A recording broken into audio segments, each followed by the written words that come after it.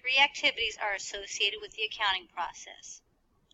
Events are analyzed to determine if they will be recorded into the accounting records. Events that are recorded into the accounting records are called transactions. Not all events are transactions. For example, when an employee is hired, there is no transaction to be recorded. If a transaction is involved, it is recorded into the accounting records. The accounting information is then summarized and presented in various accounting reports.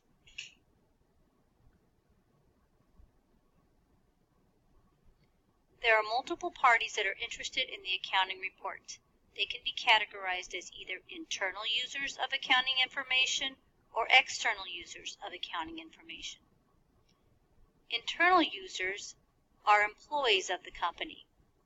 Several examples are represented by the users in blue. Some of these internal users include management, human resources, finance, and marketing. External users are the second type of user of accounting data. Some of these external users who are outside the organization are the IRS, existing and potential investors, labor unions, creditors or organizations the company owes money to, the SEC or Securities and Exchange Commission, and customers. The accounting data is compiled and communicated through financial statements that are prepared. These four financial statements are the balance sheet, the income statement, the statement of owner's equity, and the statement of cash flows. To ensure uniformity and comparability of financial statements for different companies, a set of rules or standards called Generally Accepted Accounting Principles, or GAAP, has been developed. Companies follow these principles when entering the accounting data.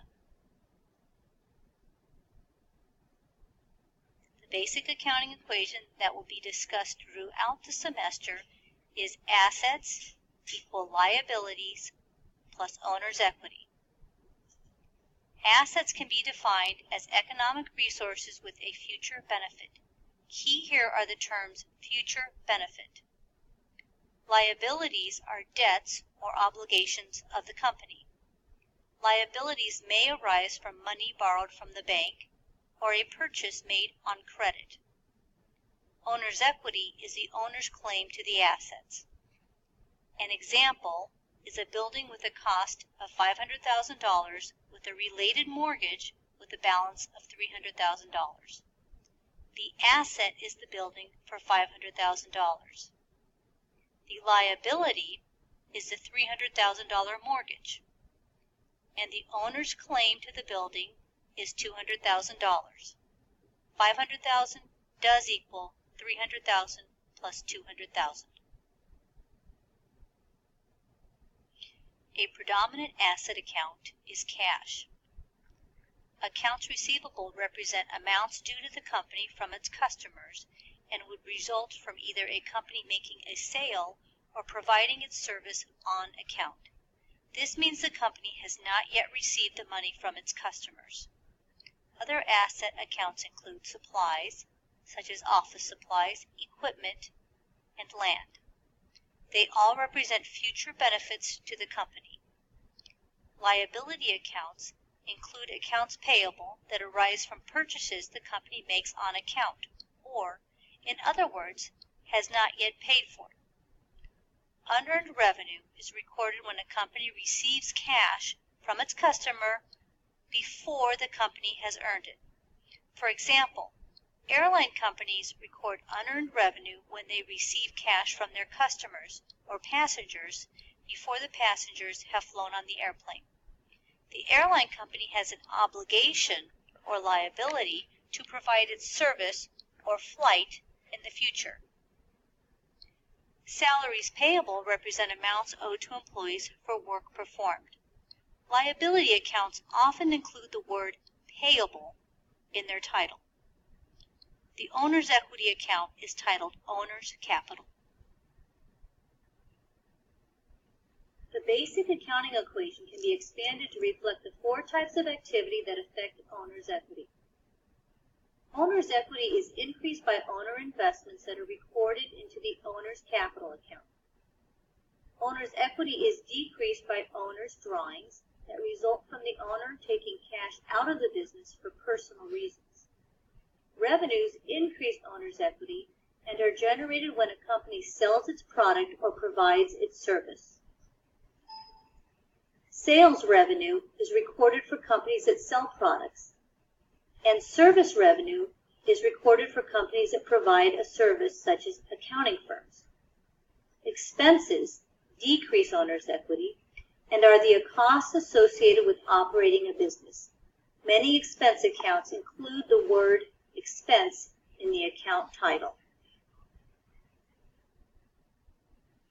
Transactions are the activities or events that actually get recorded into the accounting records. Not all activities a company engages in affect the accounting equation.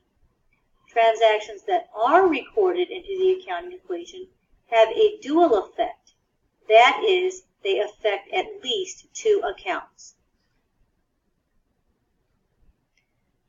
This slide represents possible effects of transactions on the accounting equation. Please note that if the asset side of the equation increases, the liabilities plus owner's equity side of the equation must also increase in order for the equation to stay in balance. Transaction 1 is such an example where assets increase and liabilities increase as well. A purchase of supplies on account would cause this impact on the equation because the asset account supplies increases and the liability account called accounts payable also increases because the company now owes the supply company for the purchase. There can be transactions, such as transaction 3, that both increase and decrease asset accounts, resulting in an overall net change in assets of 0. A purchase of supplies for $100 cash would be an example. The transaction would cause a $100 increase in one asset account, supplies, and a $100 decrease in a different asset account, cash. Another possible effect of a transaction is represented in transaction 6. Here there has been a decrease in an asset account with a corresponding decrease in a liability account. Because there is a decrease on both the asset side as well as the liabilities plus owner's equity side, the accounting equation remains in balance. An example of this type of transaction would be the payment of cash for the amount owed related to the supply purchase in transaction 1. The asset account, cash, decreases, and the liability account, accounts payable, also decreases because the company no longer owes the supply company. Transactions will not affect the accounting equation in the following manners because these effects result in the equation not being in balance. In other words, assets will not equal liabilities plus owner's equity. Transactions 1 and 2 are not possible because one side of the accounting equation is increasing, but the other side of the equation is decreasing. Transaction 3 causes the accounting equation to be out of balance because there are two asset accounts increasing without a corresponding increase in the liabilities plus owner's equity accounts. It is possible to have two asset accounts affected in a transaction with one asset account increasing and the other asset account decreasing, resulting in a net change of 0. We saw this effect in transaction 3 of the previous slide. Transaction 4 is not possible because the equation reflects only one account being affected, and every transaction affects at least two or more accounts. After entering the transactions into the accounting equation, the ending balance is determined for each account. For example, The ending balance of the liability account, accounts payable, is calculated by 1,600 plus 250 minus 250, resulting in an ending balance of 1,600. The total of all four asset accounts, 18,050, equals the liability plus owner's equity of 18,050. These account ending balances will be used when preparing the financial statements. The accounting data is summarized, and the ending balances of all the accounts are used to prepare the four financial statements. The financial statements are prepared in this order. First, the income statement is prepared and net income is calculated. This net income figure is needed to prepare the next financial statement, the owner's equity statement. The ending owner's capital balance, computed on the owner's equity statement, will appear on the next statement, the balance sheet. The fourth financial statement is the statement of cash flows, which shows the activity that affects the cash account. Here is an example of the first financial statement prepared, the income statement.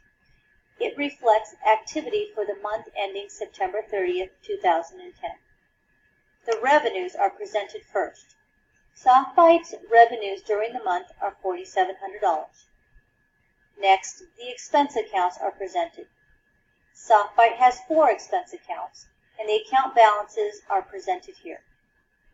The 4 expense accounts total $1,950.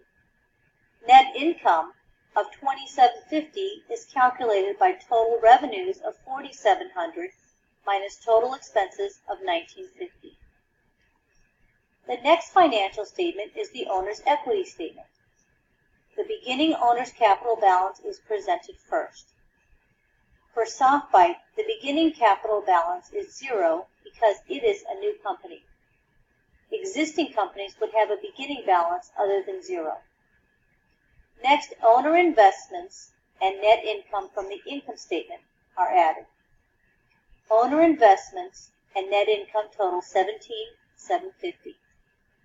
Beginning capital of 0 plus investments and net income of $17,750 total $17,750.